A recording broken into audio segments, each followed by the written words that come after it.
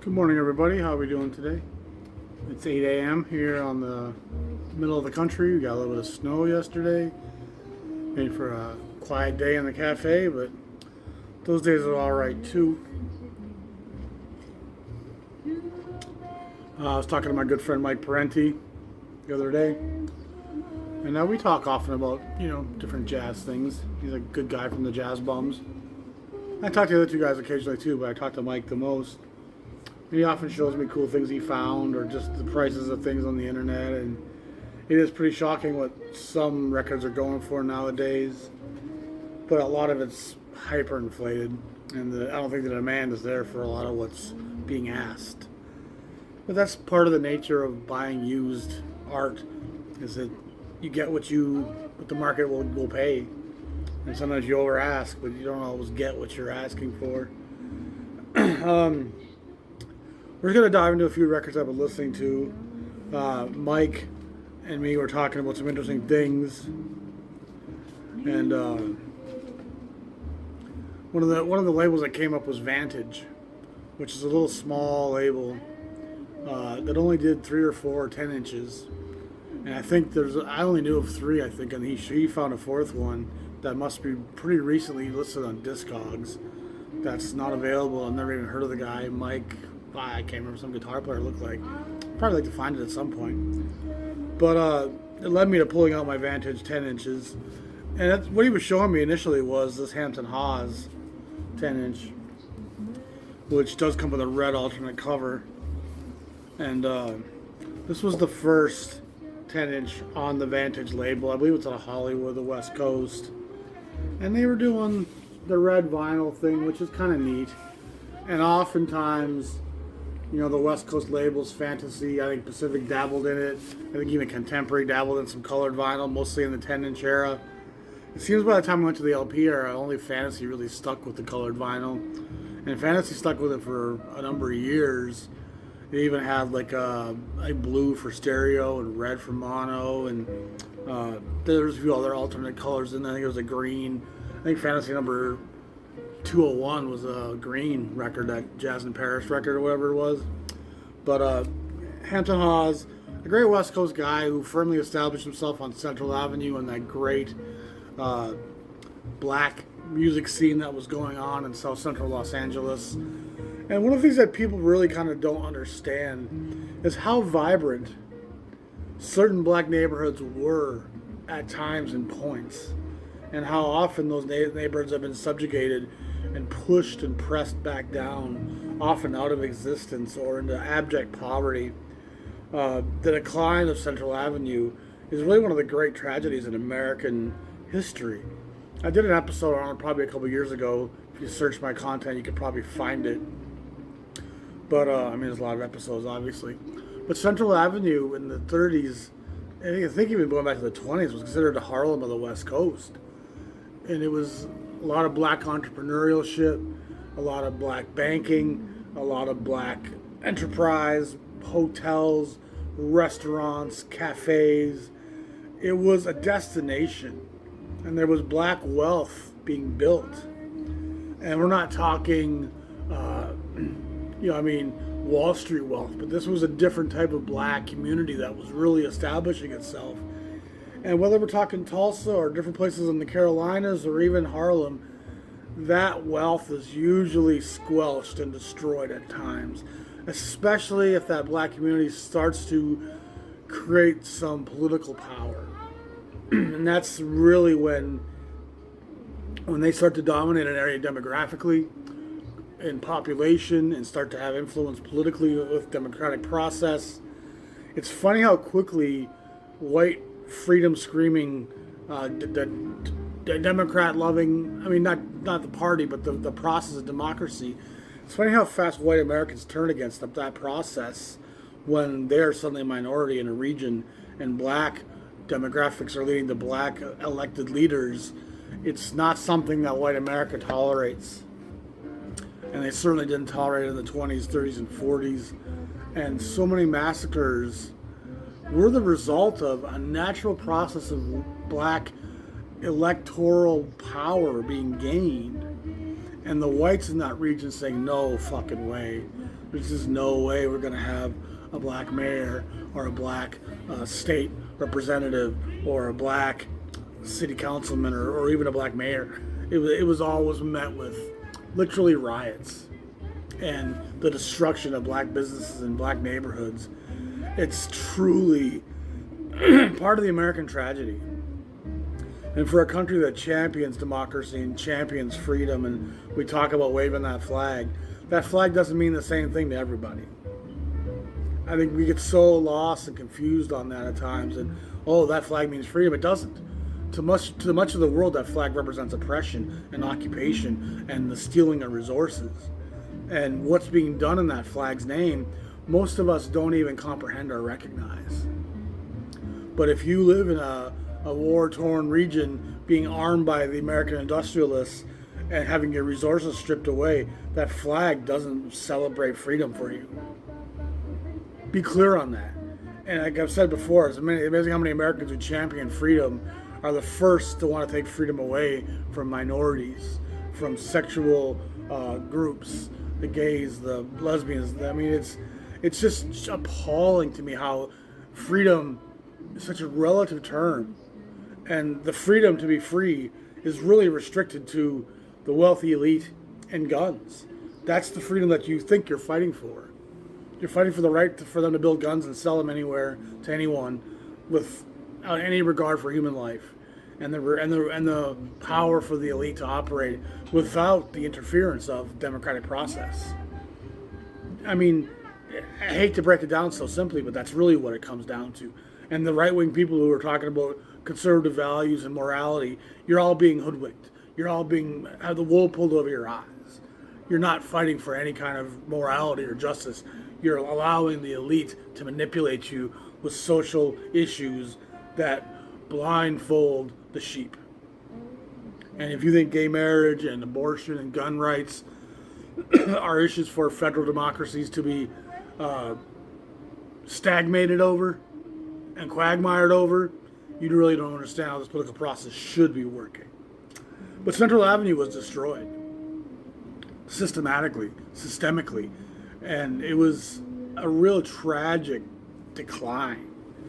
And by the time the post-war years, the Eisenhower years come into play and the free interstates start going in, Central Avenue was cut off by a couple of those freeways, and black businesses started folding, and gentrification starts displacing, and the neighborhood sunk into a deep poverty that in American history they've used minorities and poverty and crime to end up justifying gentrification, to drive down the property value so that we can sweep that property up at bargain basement prices and just redevelop it and maximize our profit return. It's a really corrupt, evil system that even the most liberal of cities, Chicago, New York, I mean, they're all guilty of this in spades. And the shame that we should all carry for some of that legacy, it's absolutely disgusting. But the Vantage label was an interesting little label. And of course, Hampton Hawes was firmly established in that Central Avenue scene, along with Wardell Gray, along with Dexter Gordon, along with so many other greats that were exploding along those clubs and those restaurants and those bars and those cafes along the south central corridor of Los Angeles. And the neighborhood stayed black for a long time, but as the 50s and 60s set in, the poverty and the lack of opportunity really squeezed those neighborhoods and the freeway developments, and it leads to a lot of crime. And the south central LA that we know of from those 80s films like Colors, and the gang wars and the poverty and the desperation and the gated homes with the bars over the windows and doors, it really became incredibly blighted and one of the most dangerous neighborhoods in the world. But it didn't start that way. It came from an opulence and a sophisticated black elite, and there was an education system in place, and there was opportunities developing that we were quick to pull back and take away from these people. It's I mean, I can't talk about it and not get a little pissed off, to be honest. It's not something we should gloss over. But jazz was there during all that, because jazz is not this music of intellectuals. It's not the monocle crowd. It's not meant to be so sophisticated and elite. It was celebratory dance music. It was body. It was naughty. It was seductive. It was entrancing. It was dangerous. That was its allure. You didn't go to a black club or listen outside of a black venue because you wanted to put your monocle and be like, my, they're so sophisticated in their modernity. It's fucking so obscene. You're so missing what the jazz is about. And the brief window where jazz kind of goes that way in the 60s, it's just displaced so many people who could be jazz fans and misinformed so many people who think that's what jazz is. But anyway, Hampton Hawes, great little player. Again, these Vantage 10 inches are really, really tough to come by. Vantage number 2 was by the great Anthony Ortega, who I believe was from New Jersey on the East Coast somewhere. But he's a nice, I think he was an alto player if I remember.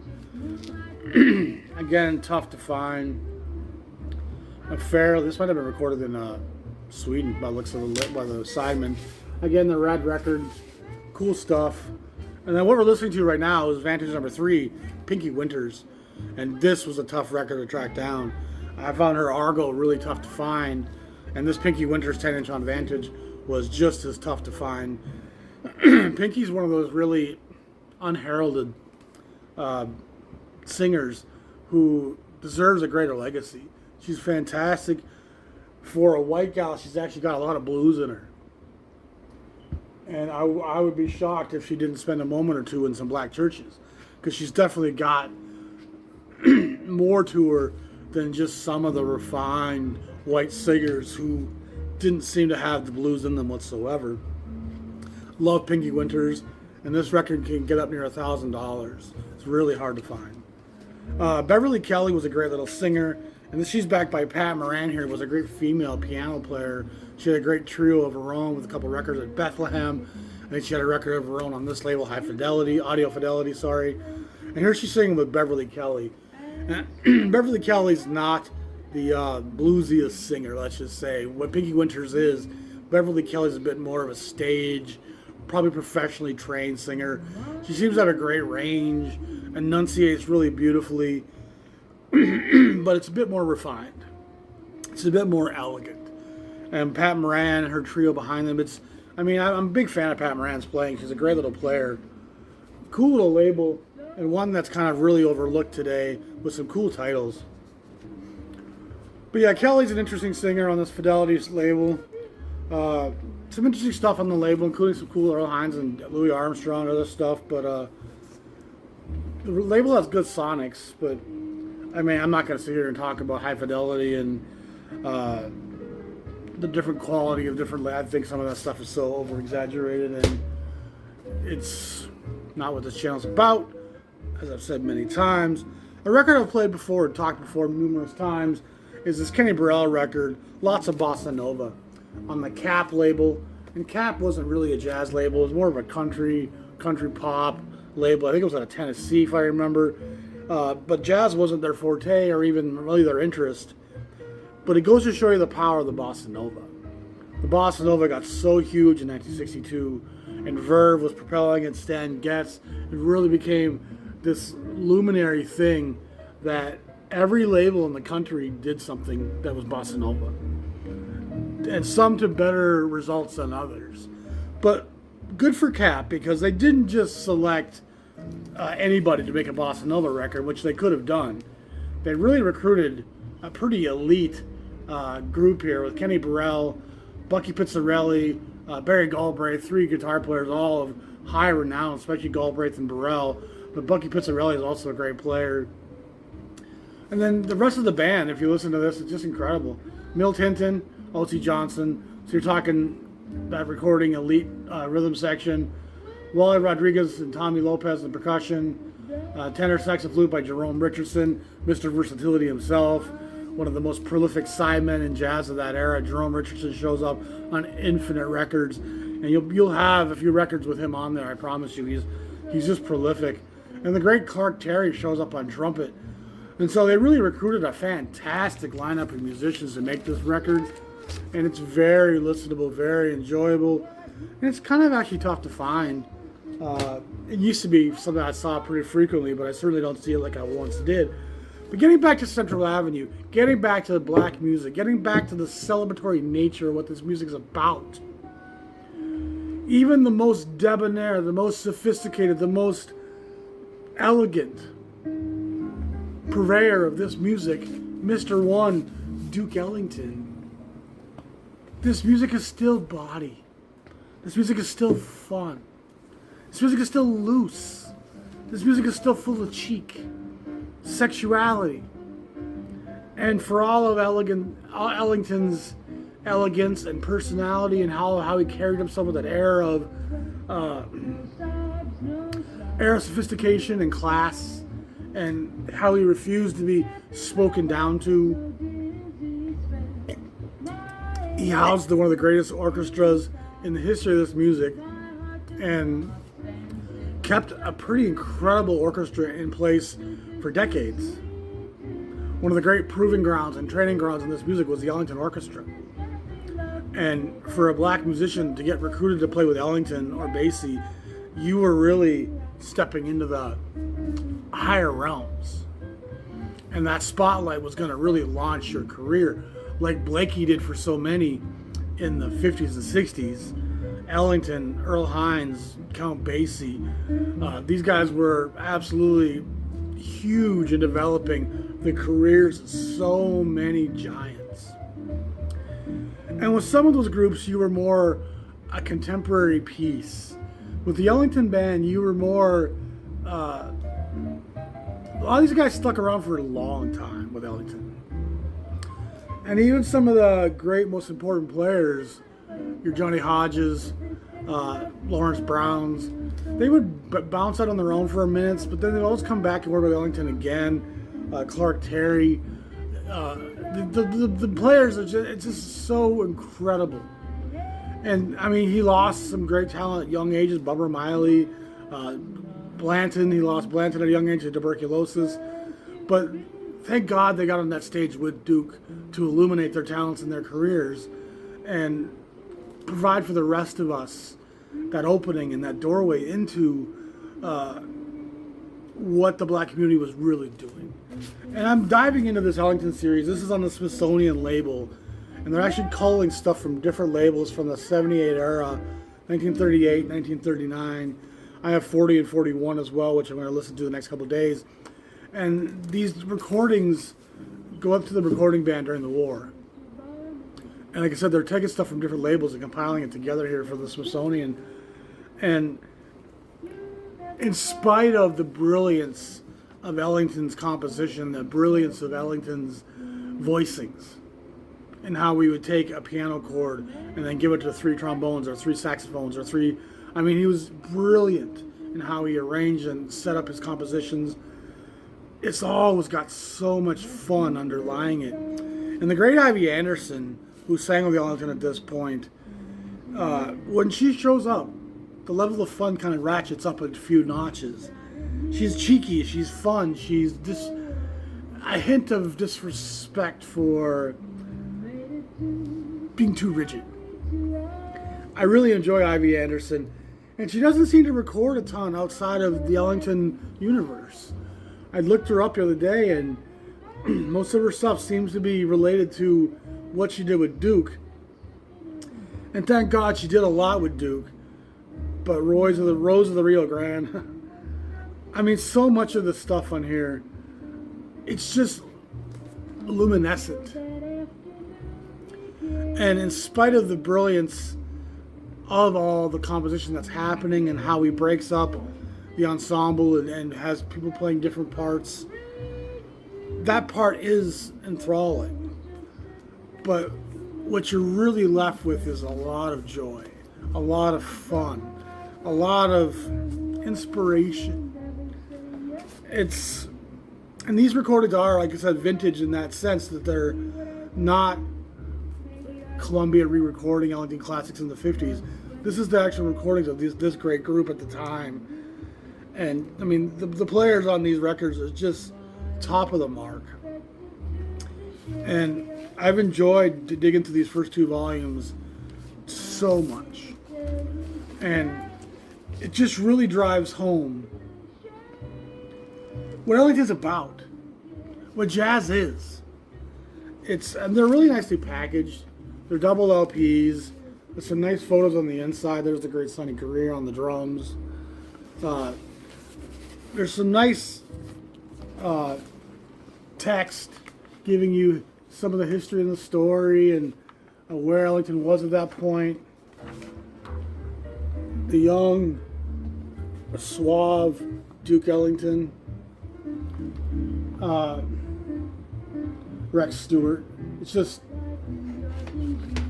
I can't say enough how everything jazz is, Ellington is. And yet Ellington himself didn't really like to call his music jazz. And in many ways his music is bigger and broader than the boundaries that jazz allots for us.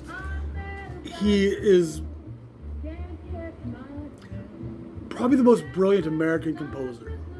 And he's certainly the most prolific, with 2,000 some pieces of music to his credit.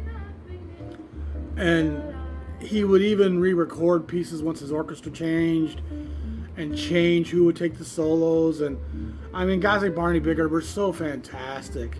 It's just, I can't tell you enough how this really, it's just music. And being that it's in the jazz realm, there's still a ton of feeling and emoting and expression, but it's full of cheek. It's full of the bodiness, the sensual sexiness of life, and the nature of celebratory joy in spite of life's struggles. I don't think today's jazz collector gets that. It's not this intense, serious procession of professionality. It's meant to be danced to. And the lyrics are filled with, again, cheekiness, tongue-in-cheek. And I just wish more people would simplify how they approach this music. And stop trying to be so sophisticated and to come off with such an air of importance because you get it. I mean, you're kind of not getting it if that's how you think that it is. This is fun. This music was joyous. And it's so filled with energy and the joy of life. I'm just going to dance around this for a second.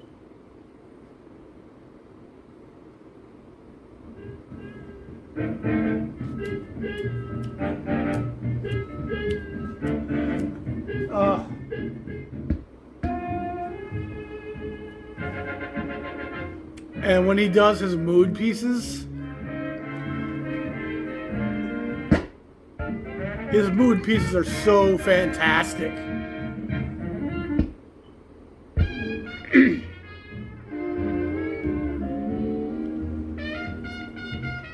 I mean, I can't really capture it, but I sat and listened to all four of these records, both sides, 3 times each. And it's some of the most fun music out there. It's just the Blue Light track. Talk about melancholy. Talk about sensual seduction. It's really a masterclass in music, composition, joy through art. And I can't really talk about Ellington too much because he's such a luminary figure and he's so important to the canon that when I have jazz trios and combos playing here, you'll hear Ellington 3, 4, 5 times a night. And it wouldn't be hard for most of those groups to play an entire night of Ellington. His songs are so much part of the songbook, so much part of the canon, that most players have learned dozens of his songs. And he embodies everything that Black America is. Striving to prove to those who doubt how sophisticated and modern and intellectual, and yet how thankful we are for the joy of this life in spite of our sorrows, how resilient and determined we are to elevate ourselves up out of this muck and mire, how much we are willing to toil in the wilderness, because we will find that promised land. And Obama was a reflection of that. Obama was part of that dream being realized. Of course, we've taken a few steps back from that moment, but it's just important to grasp and never to forget the turmoil and tyranny and pain that this music is rooted in, and how places like South Central in Los Angeles were so resilient in trying to be elevating themselves above all of what was around them, and how we kept just destroying those foundations and pulling them back down to keep them at the bottom. Because as long as the blacks occupied that bottom rung of the ladder, the whites who existed on the next few rungs of that ladder could always look down on somebody. And it allows the elite to keep picking those poor white people's pockets, because they can't ever say we have it worse than everyone, because the blacks always had it worse. And it's just tragic how so many poor white Americans see blacks as their enemy, see Black America as the problem. And instead of recognizing that, man, we should be on the same side because we're both being exploited, we're both getting nothing for our taxes. We're both receiving very little education, very little public services, very little safety and police action in our neighborhoods. While the rich pick off all the cream from the tax base and use it for their tax breaks and their development and their research and their projects to build infrastructure that benefits their industries. And some of that stuff is necessary. Industry does need to build infrastructure to help build economy, because without economy, I mean, it's important for everyone to have those avenues. But they justify stripping so much of our wealth and opportunity away, and they often use race to distract us from seeing that injustice. And way too many white Americans champion the destruction of blacks and their legacy, and don't want to even hear how redemptive and powerful the black story is, and how much overcoming is really the theme of what they do. It's not rooted in sorrow and defeat.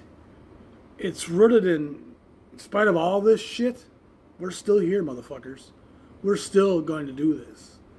And we're going to dance tonight in spite of it all. And the more desperate you get, the more you need that tambourine, the more you need that dance.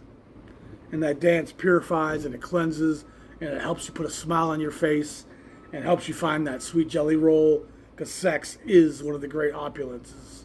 It's one of the great forms of wealth. A man with lots of sex is wealthier than a rich man living alone. And sex was definitely an elixir that heals and brought together communities, and dancing and music and wine, food and drink. It's all part of what the spirit, the ghost in us wants to be flesh for. We're not here to work and to make money. We're here to enjoy this flesh. The spirit in us is like, 9 to 5, no.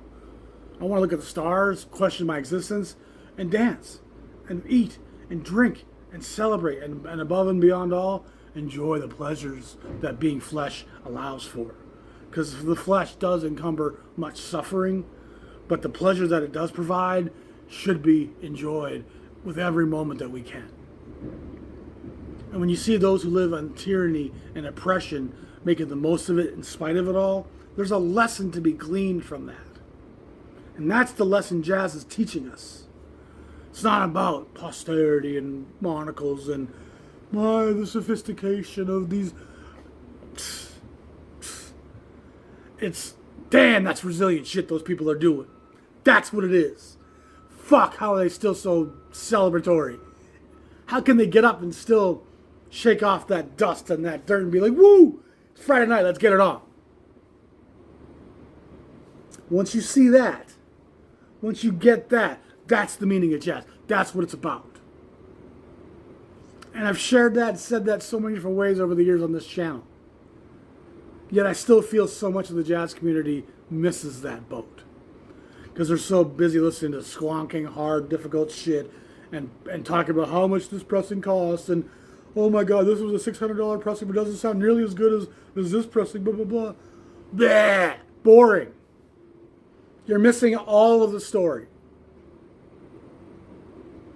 Again, if we're going to talk Tom Sawyer, please stop talking about the paper and the ink and the book binding. Let's talk about that river.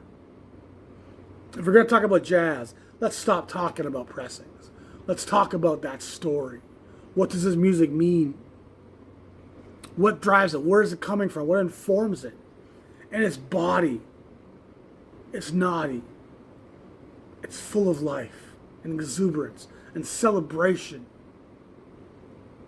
That's powerful. And that's the meaning of jazz. That's the point of this music. Dive into it, love it, and enjoy it. And, I mean, pressings and talk, all that has its place. But it's but a small part of what this music's about. And like I've said before, an archaeologist can glean more about a culture from a pottery shard than a posh collector with a mint Ming vase on his shelf will ever glean. That vase to him is a status symbol. Look at me. I don't know really who did it, but it's fabulous, isn't it? Because I have it, and it costs so much money. So I must be very important because I have that. Can't you see how important I am? I have that vase. It's almost a priceless vase. But the archaeologist with that pottery shard can go, oh, wow, these are interesting people. See what they cooked? See what they ate? See how they farmed? See how they survived? Look at their art. Look at the inscriptions. I mean, that archaeological look at a culture and a people is so much more informative. And as a jazz fan, ask yourself, who do you want to be? The monocle posh wearing vase collector who doesn't grasp it but has that status and ain't no one really impressed by your vase, buddy? I mean, we might look at it and be like, oh, that's cool. But part of it's going to be like, what a waste that it's sitting here in your fucking home. You don't deserve that shit. You don't even know. You can't tell me a first thing about the people who made that. The archaeologists can tell me all kinds of stuff about those people and their life and their joy and their overcoming from a shard. So again, to disparage someone's pressing or shame on everyone who's ever done that.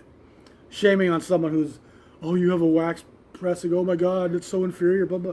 Fuck off with your fucking pretentious bullshit. You think you know something? All you did was show you don't know shit. Oh my God, you have wax time. You're blah, blah, blah. Fuck you. You're stupid. It's just, can't stand it. I still see it all the time on the Facebook groups. That's part of why I have a hard time being there. It's talk about what the music's about. And if you don't enjoy Grant Green's playing, what are you doing? What are you doing? Because that's fun stuff. That's some gospel shit.